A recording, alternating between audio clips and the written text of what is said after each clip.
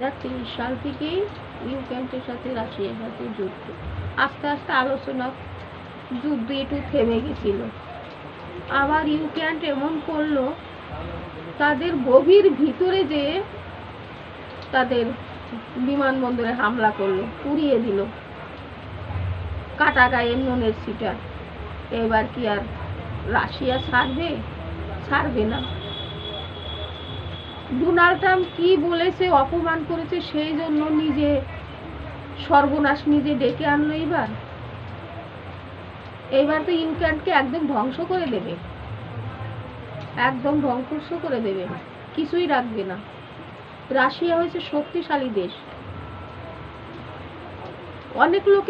অনেক দেশ উস্কানি দেবে, যুদ্ধ লাগানো, অস্ত্র দেবে, আমেরিকা দেবে, ব্রিটেন দেবে, সবাই দেবে, কিন্তু ক্ষতিটা কার হবে? ক্ষতিটা ইউক্রেনের হবে।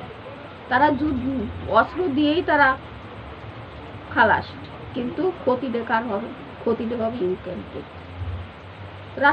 রাশিয়া তো এবার দূরস্থায়ী করে দেবে, রাখবে না তো ইউক্রেনকে। কেন এত বড় হামলা করেছে, বিমানবন্দরে এত হামলা করেছে, এটা উচিতই ছিল না। যুদ্ধটা আস্তে আস্তে থেমে যেত।